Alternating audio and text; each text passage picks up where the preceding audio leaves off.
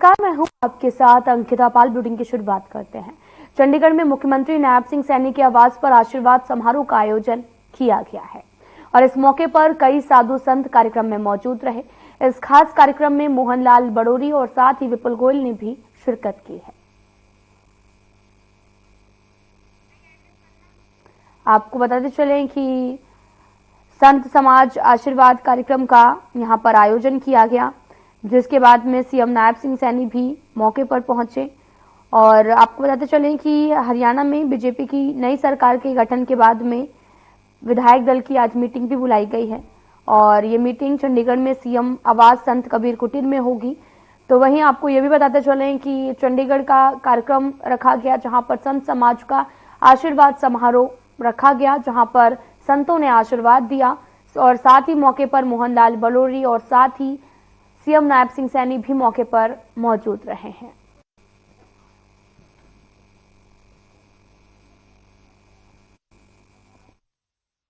चंडीगढ़ में सीएम नायब सिंह सैनी एक कार्यक्रम में शामिल हुए, जहां उन्होंने संबोधित करते हुए कहा, सभी संतों को प्रणाम। ये मेरा सौभाग्य है कि आपका आशीर्वाद मिल रहा है। सरकार का धर्म और राजनीति से संबंध होता है और इसी कड़ी में सरकार प्रदेश को आगे बढ़ाना चाहती है। पिछले 10 सालों में देश और प्रदेश में विकास हुआ। इसके साथ ही सीएम सैनी ने कहा कि पूर्व मुख्यमंत्री मनोहर लाल ने गजब का काम किया है। हम चाहते थे कि संतों को किसी प्रकार की समस्या का सामना न करना पड़े, इसलिए आशीर्वाद के लिए बुलाया है।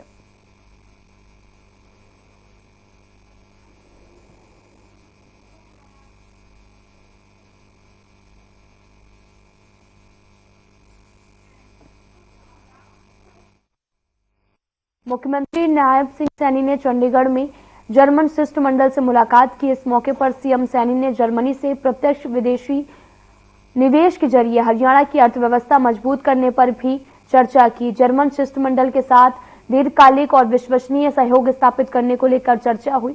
इसके साथ ही कौशल विकास, प्लेसमेंट, लॉजिस्टिक और शिक्षा के क्षेत्र में संभावना जैसे बिंदुओं पर बात हुई है।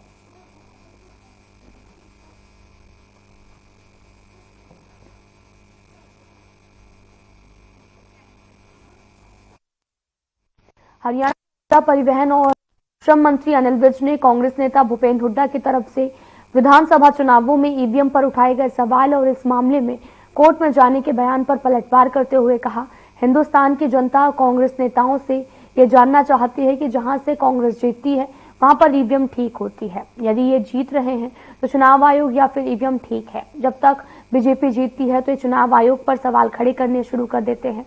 वो हुड्डा साहब से कहना चाहते हैं कि जहां से वो कह रहे हैं कि ईवीएम खराब है और वो कोर्ट में जाएंगे, ईवीएम तो वही है, और साथ ही जहां से उनके विधायक जीते हैं और वहीं उन्होंने उनकी जांच कराकर दोबारा चुनाव कराए।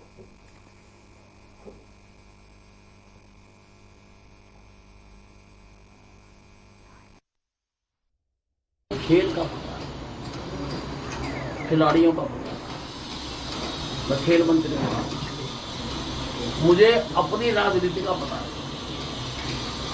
दूसरी राजनीति का पता है, मुझे खिलाड़ियों की राजनीति की कोई जानकारी नहीं, मुझे नहीं मालूम। वायनाड में आज प्रियंका गांधी जो है उन्होंने नामांकन भरा है और कह रहे हैं कि 6 लाख से ऊपर की जो है वो जीत दर्ज करेंगे। देखिए, अगर ये इतने ही पॉपुलर नेता है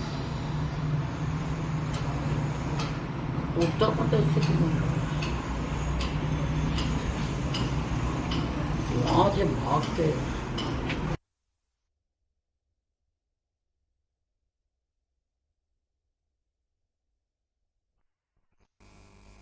सामाजिक न्याय और अधिकारिता, अनुसूचित जाति और पिछड़ा वर्ग कल्याण मंत्री कृष्ण कुमार बेदी बुधवार को स्थानीय सैनी समाज सभा में पहुंचे और मुख्य सभागार में हरियाणा विद्यालय शिक्षा योजना परिषद और समग्र शिक्षा अभियान की तरफ से आयोजित प्रदेश स्तरीय प्रतियोगिताएं कला उत्सव 2024 के पुरस्कार वितरण समारोह में बतौर मुख्य अतिथि बोल रहे थे। उन्होंने कहा कि शिक्षा जीवन का आधार है, शिक्षा के क्षेत्र में किसी प्रकार की कमी नहीं आने देंगे और शिक्षा सभी के लिए शांति, न्याय, स्वतंत्रता और समानता की दुनिया को प्राप्त करने का साधन है। इसलिए शिक्षा सभी के लिए अत्यंत आवश्यक है। शिक्षा के बिना कोई भी अच्छा जीवन संभव नहीं है। उन्होंने कहा कि शिक्षा मनुष्य के कौशल को विकसित करती है और उसे मेहनती बनाने में सक्षम बनाती है। का बयान होगा तो सोशल मीडिया भी अभी नहीं खोलना है। आपने उनका बयान वही जाने, मुझे नहीं पता। सरकार की प्रतिबद्धता, हमने जो संकल्प पत्र तैयार किया था केंद्र की टीम ने और प्रदेश की टीम ने, वो तो हमने सभी एजेंडे पूरे करने ही है। तो मेन मोटो हमारी सरकार का शिक्षा, चिकित्सा और सुरक्षा। शिक्षा भी बड़ी मूलभूत जरूरत है हमारी। चिकित्सा, मोदी जी ने बहुत बड़ा एक आयुष्मान का तोहफा पूरे देश के लोगों को दिया है, परंतु हरियाणा में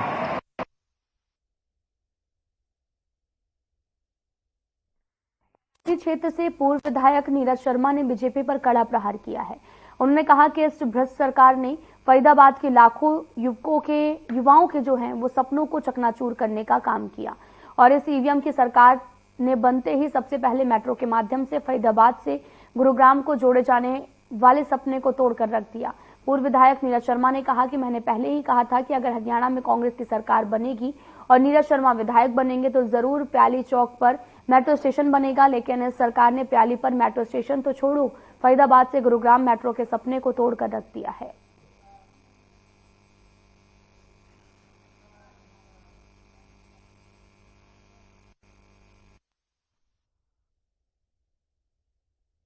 दीपावली पर इस भ्रष्ट और मशीनों की बनी बेईमान सरकार का इससे बड़ा तोहफा नहीं हो सकता। जो फरीदाबाद के लाखों युवाओं का सपना था, खास तौर से एनआईटी, भड़कल और बल्लभगढ़ विधानसभा का, कि गुड़गांवा से लेकर फरीदाबाद तक मेट्रो चलेगी और हमारे प्याली चौक पे मेट्रो स्टेशन बनेगा, जिसकी घोषणा इनके पूर्व मुख्यमंत्री ने कई बार करी।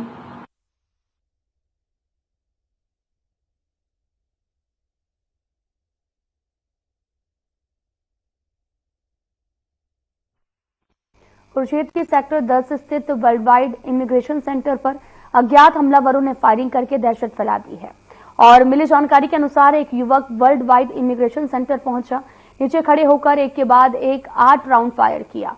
वर्ल्ड वाइड इमिग्रेशन सेंटर के अंदर के काम करने वाले कर्मचारियों को मामूली चोटें आई। हालांकि कर्मचारी पूरी तरह से ठीक हैं, लेकिन सभी लोगों में दहशत फैल गई। सूचना के बाद भारी पुलिस बल मौके पर पहुंचा। पुलिस के साथ पहुंची एफएसएल की टीम ने बारीकी से एविडेंस जुटाने शुरू कर दिए। फिलहाल कुरुक्षेत्र पुलिस को सीआईए टीमें और अन्य अधिकारी घटनास्थल की जांच करके सीसीटीवी की फुटेज के आधार पर आरोपियों की तलाश में जुटे हुए हैं।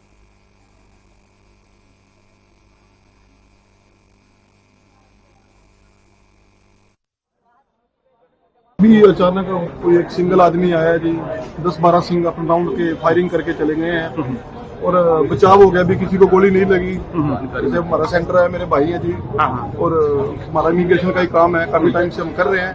तो ये तो कुरुक्षेत्र में देखे जाए तो सीएम सिटी हो गया जी एक हिसाब से, और ये नए सीएम बनते सार आप देखो जी, ये तो गलत काम हो रहा है जी, सिक्योरिटी है ही नहीं है जी। तो कोई नुकसान तो नहीं, तो ऐसा हो गया जी, अपना चुपके से अपने घर बैठ के आराम से रहो, काम करने को तो बंदा निकल नहीं सकता बाहर जी।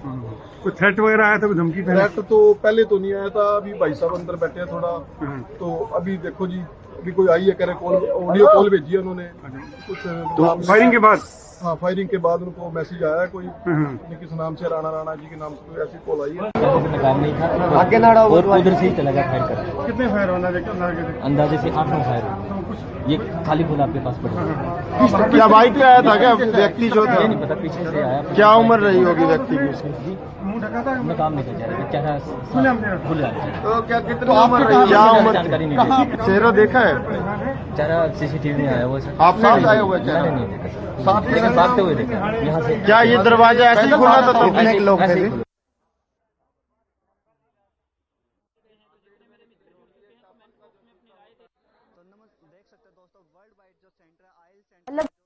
मूलचंद शर्मा ने जल आपूर्ति और बुनियादी सुविधाओं पर चर्चा के लिए नगर निगम और एफएमडीए अधिकारियों के साथ लघु सचिवालय में अपनी पहली बैठक की। इस दौरान उन्होंने पानी की उपलब्धता सुनिश्चित करने के लिए नए ट्यूबवेल लगाने के निर्देश दिए हैं।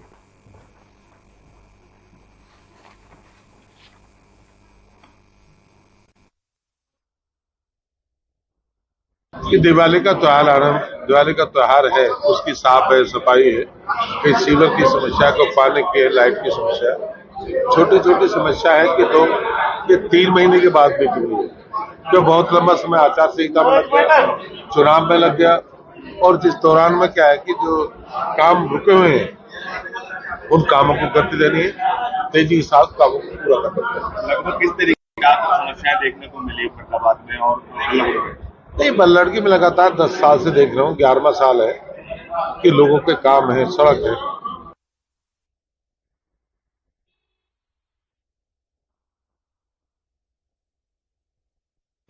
त्योहारों के सीजन के दौरान प्रदेश में मिलावटी मिठाइयों की सूचना मिलने के बाद फूड सेफ्टी विभाग अलर्ट मोड पर है।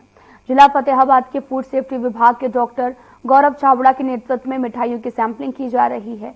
टोहना फतेहाबाद के फूड सेफ्टी विभाग की टीम ने रतिया में मिथुन केदो पर दस्तक दी। सूचना के बाद मिष्ठान केंद्र और दूध डेयरी संचालकों में हड़कंप मच गया। फूड सेफ्टी विभाग की टीमों ने कई मिष्ठान केंद्रों पर मिठाइयों के सैंपल लिए। इस बारे में जानकारी देते हुए फूड सेफ्टी विभाग के जिलाधिकारी डॉक्टर गौरव छाबड़ा ने बताया कि सैंपलिंग लेकर मिठाइयां जांच के लिए चंडीगढ़ लैब में भेजी जाएंगी और अगर किसी किस्म की मिष्ठान में गड़बड़ी पाई गई तो मिष्ठान केंद्र मालिक के खिलाफ कड़ी से कड़ी कार्रवाई की जाएगी।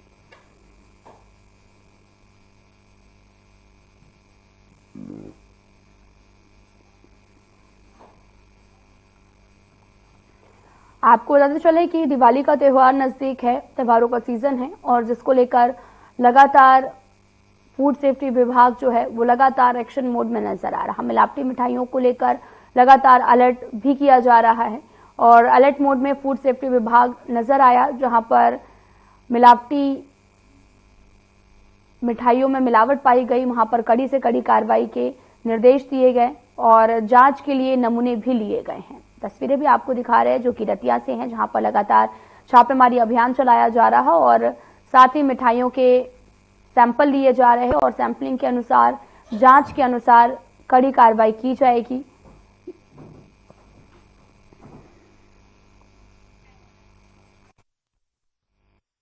पलवल से है, जहां पर सरकारी विभाग में जिन आउटसोर्स कर्मचारियों की भर्ती की गई उनके बाद में कौशल विकास योजना के तहत विभाग ने ले लिया है, जबकि जिन सर्टिफिकेट के आधार पर यह भर्ती की गई सर्टिफिकेट फर्जी होने का दावा आरटीआई एक्टिविस्ट ने किया, तो वहीं इन दावों में कितनी सच्चाई है ये तो जांच के बाद ही सामने आ पाएगा। आरटीआई एक्टिविस्ट अमरचंद ने बताया कि 2009 से 2014 तक पलवल जिले में सैकड़ों लोगों को फर्जी तरीके से भर्ती किया गया, जो कि इस पद के लायक भी नहीं थे। इस मामले को लेकर वह हाईकोर्ट तक भी जाएंगे। उनका प्रयास है कि भ्रष्टाचार को जनता के सामने लाया जाए, भ्रष्टाचार करने वाले आरोपियों को सख्त सजा भी हो।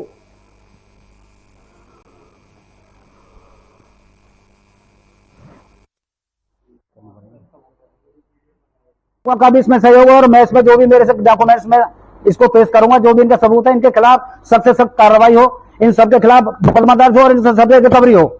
और मुझे बार बार कोई कहीं से धमकी दे रहा है, कहीं से कुछ कह रहा है, बार बार मेरे खिलाफ वीडियो बना रहे। एक बंदा है, मैं आपको बताऊं, ये मेरे खिलाफ ये दारू पी के शाम को मेरे पास वीडियो बनाता है और ये वीडियो बना के व्हाट्सएप करता है। ये रहा, ये प्रताप नाम है इसका और इसने इंदिरा गांधी सोने से ITI कर रखी है और उससे मैंने डायरेक्टर से ली थी और उसने ये कहा डायरेक्टर ने कि इसको हमारे उससे कोई संस्था को मान्यता प्राप्त नहीं है।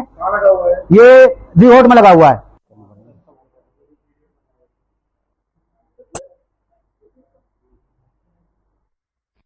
जसद जिले के बादली गुरुग्राम मार्ग पर ट्रैक्टर की चपेट में आने से एक बाइक सवार की मौत हो गई है। मृतक की पहचान हरेंद्र पुत्र चंद्रभान निवासी गांव देवर खाना के रूप में हुई है। हादसे की सूचना मिलने के बाद पुलिस मौके पर पहुंची। मृतक के शव को कब्जे में लेकर पोस्टमार्टम के लिए नागरिक अस्पताल भेज दिया गया है। जांच अधिकारी ने सरकार से की गई पुष्टि करते हुए कहा कि इस मामले में ट्रैक्टर को कब्जे में ले लिया गया। आरोपी ट्रैक्टर चालक के खिलाफ लापरवाही से गाड़ी चलाने का मामला दर्ज किया गया। जांच के अधिकारी का यह भी कहना है कि मृतक के शव का पोस्टमार्टम कराकर परिजनों को सौंप दिया गया है। आरोपी ट्रैक्टर चालक की जल्द ही गिरफ्तारी कर ली जाएगी।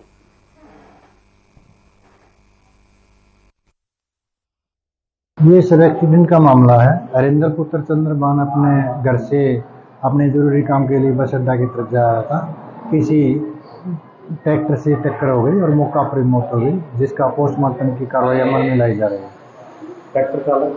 ट्रैक्टर चालक मौका पर लिया है, उसको जल्दी ही शामिल तफ्तीश किया जाएगा। पोस्टमार्टम रिपोर्ट की कार्रवाई चल रही है।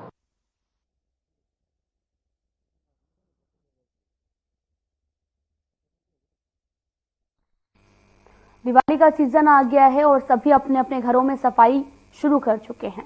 प्रदूषण का स्तर भी ज्यादा फैल रहा है और बीमार लोगों को और ज्यादा परेशानी हो रही है। भिवानी के सीएमओ डॉक्टर रघुवीर शांडिल ने बताया कि इन दिनों अस्थमा के मरीजों के लिए काफी दिक्कत हो रही है। प्रदूषण ज्यादा होने के कारण उनको सांस लेने में दिक्कत हो रही है। ऐसे में लोगों को पटाखे नहीं जलाने चाहिए, न ही उन लोगों को पराली भी जलानी चाहिए।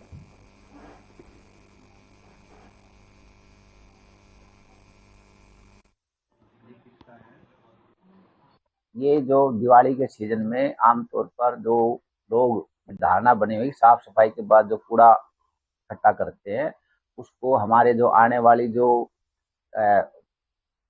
उसमें है उसमें डाल करके वो जलाते हैं, जिससे जलाने के कारण हमारे जो वातावरण में एयर पोल्यूशन हो जाता है। पटाखे जलाते हैं, कूड़ा जलाते हैं, तो जलाने के कारण जो पोल्यूशन होता है वो बहुत ही हानिकारक होता है, क्योंकि धुएं में कम से कम 250 से ज़्यादा हानिकारक पदार्थ हैं जो कि हमारी बीमारी को, रेस्पिरेटरी बीमारी को प्रोवोक करते हैं।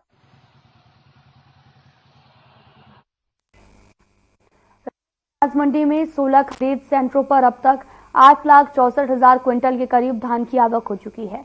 70% के करीब धान का उत्थान भी हो चुका है। और साथ ही मार्केट कमेटी के सचिव नरेंद्र कुडू ने बताया कि टोटल 34 लाख क्विंटल के करीब रतिया में धान की आवक होती है। मार्केट कमेटी सचिव ने बताया कि मार्केट कमेटी द्वारा किसानों के लिए बिजली, पानी सहित अन्य सुविधाएं मूलभूत दी जा रही हैं।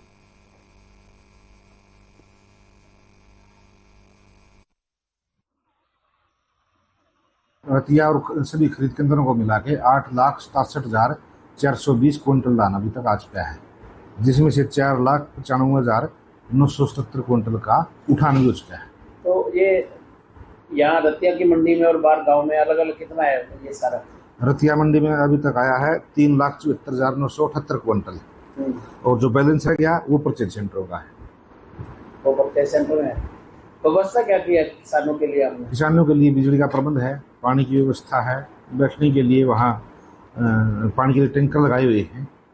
उठान को लेकर क्या बनाया? उठान अच्छा है, 70% से ऊपर रतिया की मंडी में उठान है।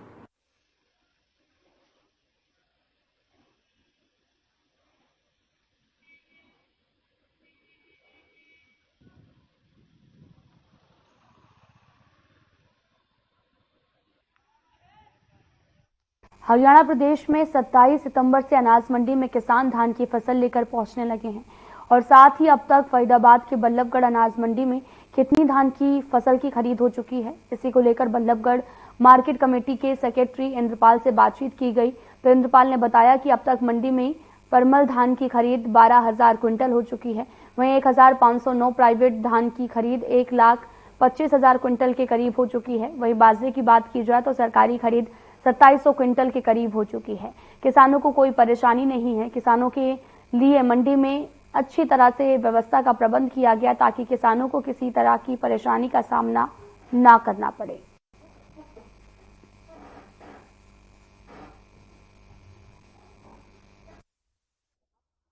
जो अब तक हमारी ग्रेड ए खरीद हो चुकी है वो लगभग 12,000 कुंटल की खरीद हो चुकी है और उसका जो उठान है वो भी सुचारू रूप से चल रहा है। प्राइवेट की बात करें तो प्राइवेट जो बात करें तो 1.25 लाख कुंटल 1509 जो बासमती किसान है उसकी खरीद हो चुकी है और उसका भी उठान सुचारू रूप से चल रहा है लगातार। बाजरे की जो खरीद है हैफेड के द्वारा करी गई है वो 2600 कुंटल के करीब हुई है और उसका भी जो उठान है वो नियमित रूप से हैफेड के द्वारा करा जा रहा है। तो कितनी एजेंसी देखिए, एजेंसी की बात करें तो हमारे यहाँ पे सिर्फ 2 ही एजेंसी है। धान में Haryana state warehouse corporation है और बाजरे में हैफेड है।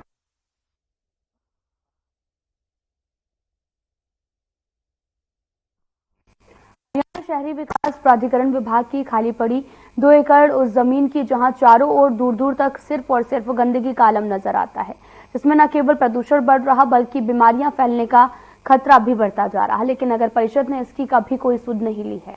मामले पर अब सख्ती दिखाते हुए प्रदूषण बोर्ड ने कार्रवाई करते हुए HSBP के स्टेट ऑफिसर को नोटिस जारी किया। खाली पड़ी विभाग की जमीन पर कचरा डलवाने और जलाने से रोकने को लेकर पत्र लिखा है।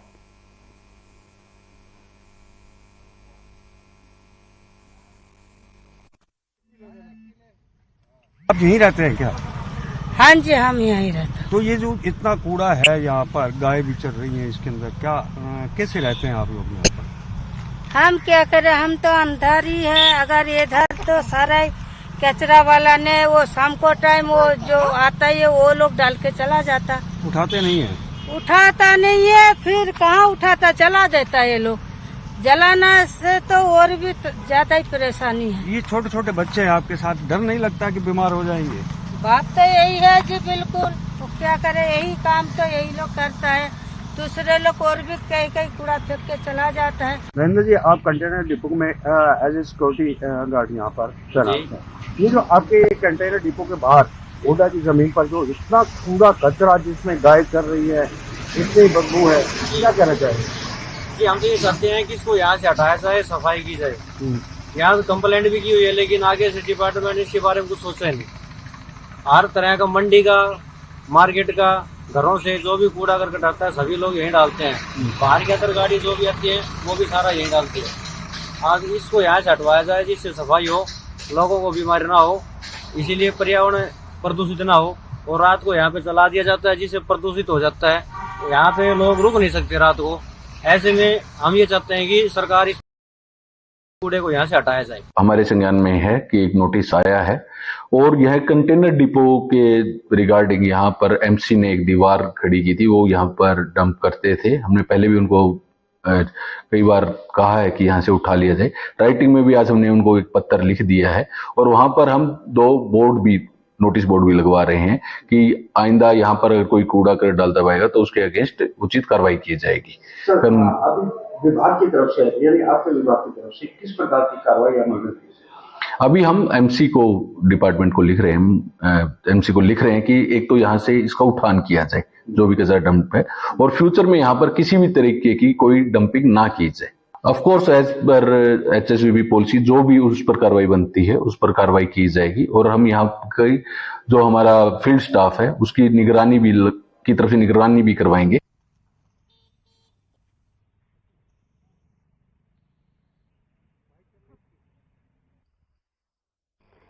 नगर निगम में आयोजित समाधान शिविर में ऋषिनगर में रेहड़ियों के अतिक्रमण और मुख्य मार्ग पर साफ सफाई के अभाव सहित 29 शिकायतें मिली हैं। नगर निगम कमिश्नर वैशाली शर्मा ने भी ऋषिनगर का स्वयं दौरा किया, वहां की समस्या का जायजा लिया।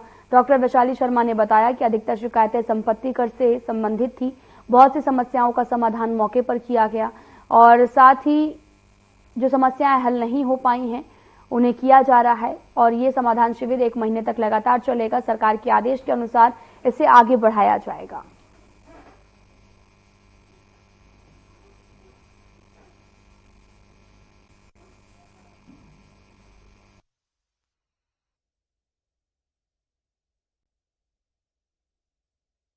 बिल्कुल सर, समाधान शिविर बहुत ही अच्छी बात है क्योंकि लोगों, डेमोक्रेसी के अंदर यही चीज होती है कि for the people and by the people. तो अच्छी बात है कि लोगों की समस्या सुनी जा रही है, समाधान किया जा रहा है। परंतु मैं बता दूं, हमारी जो पर्सनल समस्या नहीं है, ऋषिनगर वेलफेयर एसोसिएशन की समस्या है कंप्लीट। वहां पे 7000 लोग रहते हैं और उस रोड पे जहां बस स्टैंड के एरिया की मैं बात कर रहा हूं, उस रोड के आगे 5 कॉलेज, शमशान यात्रा, शमशान घाट, बस स्टैंड, इतनी रेडियां वहां पे लगी हुई है, इतना गंद वहां पे है कि एम्बुलेंस वहां से नहीं जा सकती। हॉस्पिटल्स बहुत ज्यादा है। इवन इस रेडियो के अतिक्रमण की वजह से गाड़ी ने अर्थी तक वहां पे पलट जाती है, क्योंकि रेडियो में गाय मुंह मारती है, फिर वो एकदम से झपटा मारती है और अर्थी तक वहां पलट चुकी है। हमने कमिश्नर महोदय से हम मिले थे, हमारे वैशाली शर्मा जी से, इन्होंने बहुत अच्छे से हमको अटेंड किया और हमारे कहने के ऊपर इन्होंने ऋषिनगर के अंदर एक दौरा भी किया। समाधान शिविर चालू किया गया है, ये बहुत ही अच्छा है। हम चाहते हैं लगातार चलता रहे। इसमें क्या इजली समस्याओं का समाधान हो रहा है। हमें भी अच्छा आश्वासन मिला मैडम की तरफ से, तो हम भी चाहेंगे भी ये समाधान शिविर चले। बहुत अच्छी चीज़ है ये और जनता के लिए भी बहुत फेवर में रहेगा। उसमें मेरे मकान का एरिया लगभग डबल दिखा दिया, 240 की जगह 489.73 दिखा दिया। उसके हिसाब से टैक्स बढ़ा के और 2900 कुछ टैक्स बढ़ा दिया। मेरा टैक्स आता था 1200 कुछ पहले, तो उन्होंने दे दिया कि चिट्ठी लिखेंगे यार को, आप एक यार से कॉन्टेक्ट करो। आज के बारे में क्या कहोगे? ये तो ठीक है, हो जाए तो किसी का हाल है। अब मैं तो आज पहली बार आया हूँ इसमें। सरकार के निर्देश के अनुसार यहाँ पर समाधान शिविर लगाया गया है, जो कि डेली 9 से 11 लगाया जाएगा। जो शिकायतें आई हैं, तकरीबन 29 शिकायतें यहाँ पर आई हैं। उनमें से ज़्यादातर प्रॉपर्टी टैक्स से संबंधित है, जिसमें कि टैक्स करेक्शन और नाम चेंज करना, प्रॉपर्टी ID में इस तरीके की हैं। मेजॉरिटी का तो समाधान मौके पर ही करवा दिया गया है। जो रह भी गई हैं उनका भी जल्दी समाधान करवा दिया जाए। 1 महीने चलेगा ही, उसके बाद जैसे भी आदेश मिलते हैं सरकार के उस हिसाब से आगे भी उसको बढ़ाया जाएगा।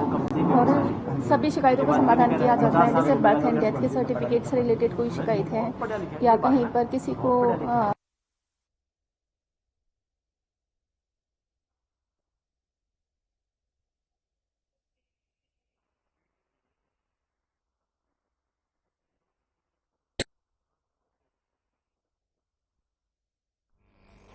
में इतना ही। अब वक्त हो चला है डॉक्टर राकेश गुप्ता के साथ हमारे खास कार्यक्रम प्लस माइनस का।